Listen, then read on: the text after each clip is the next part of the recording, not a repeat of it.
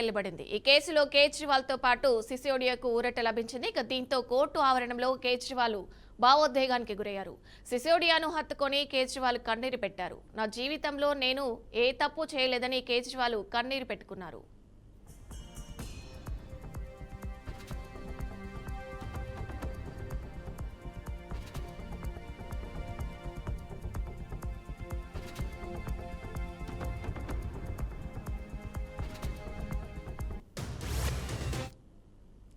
Delhi liquor scam కేసులో కీలక తీర్పు వెలువడింది. ఈ కేసులో కేజ్రీవాల్ తో పాటు సిసోడియాకు ఊరట లభించింది.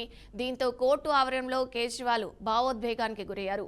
సిసోడియాను హత్తుకొని కేజ్రీవాల్ కన్నీరు పెట్టారు. నా జీవితంలో నేను ఏ తప్పు చేయలేదని కేజ్రీవాల్ కన్నీరు పెట్టారు.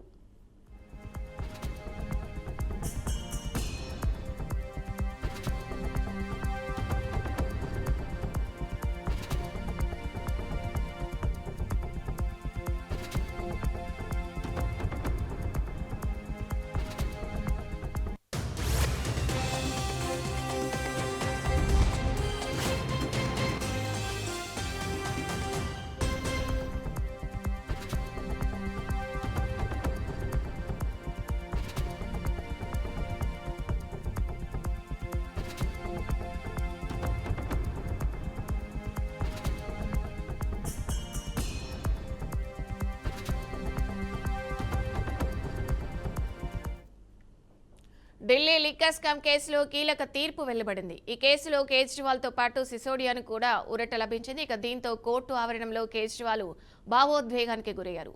సిసోడియాను హత్తుకొని కేజ్రీవాల్ కన్నీరు పెట్టారు. నా జీవితంలో నేను ఏ తప్పు చేయలేదని కేజ్రీవాల్ కన్నీరు పెట్టారు.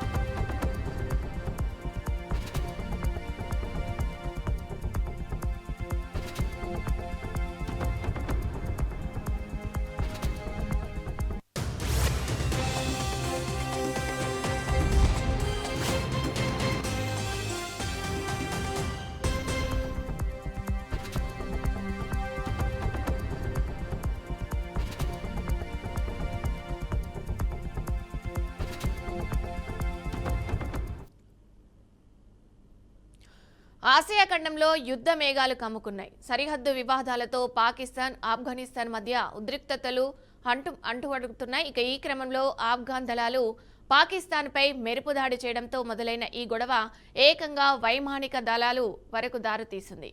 ఇక ఆఫ్ఘనిస్తాన్ దళాలు సరిహద్దులు దాటి వచ్చి పాకిస్తాన్కు చెందిన సైనిక స్థావరాలు లక్ష్యంగా రాకెట్ దాడులు చేశాయి. తాలిబాన్ దళాలు పాక్ సైన్యం మధ్య తీవ్ర కాల్పుల్లో 70 మందికి పైగా మృతి చెందారు. దీంతో పాక్ సరిహద్దుల్లో భారీగా తాలిబాన్ సైన్యం మోహరించాయి. 15 పాకౌట్ పోస్టులను ఆఫ్ఘనిస్తాన్ స్వాధీనం చేసుకుంది.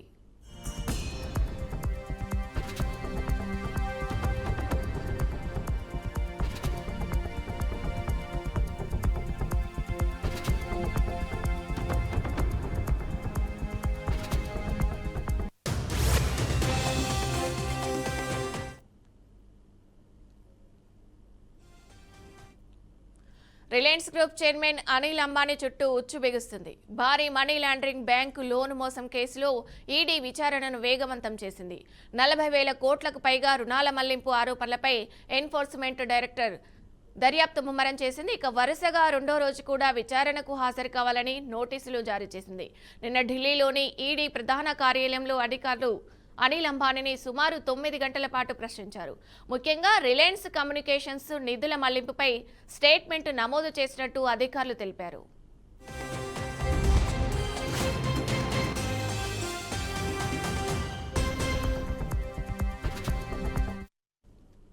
విచారణకు ముందు రోజే ముంబైలోని పాలీ హిల్స్లో ఉన్న 3,716 కోట్ల విలువైన అబోధ్ నివాసాన్ని ఈడీ అటాచ్ చేయడం సంచలనం రేపింది.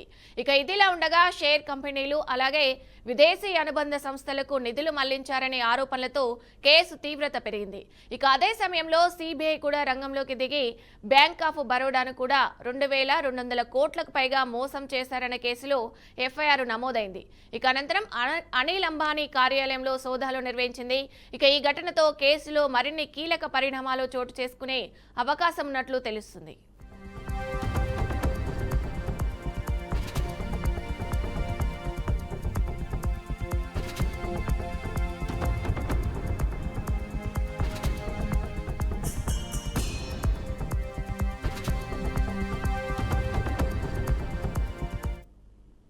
కామారెడ్డి జిల్లాలో భూ వివాదం ఒక కుటుంబాన్ని ఆందోళనకు గురిచేస్తుంది. కౌలుకు ఇచ్చిన భూమిపైన ఇప్పుడు హక్కుల వివాదం నెలకొనడంతో బాధితులు అధికారుల సహాయం కోరుతున్నారు. ఇక కామారెడ్డి జిల్లా మహమ్మద్ నగర్ మండలం బుర్గుల్ గ్రామానికి చెందిన టెక్మాల్ మమత తన భూమి విషయంలో న్యాయం చేయాలని వేడుకుంటున్నారు. సర్వే నెంబరు 654/1 P7లో ఉన్న 7 గుంటల భూమిని తన భర్త సుధాకర్కు ప్రమాదం జరిగిన సమయంలో వరుసకు చిన్నమ్మాయిన సతేలి సాయవ్వకు కౌలుకు ఇచ్చినట్లు తెలిపారు. అయితే ఇప్పుడు ఆ భూమి తమదేనని సాయవ్వ చెప్పడం వల్ల సమస్యలు తలెత్తాయని మమత ఆవేదన వ్యక్తం చేశారు.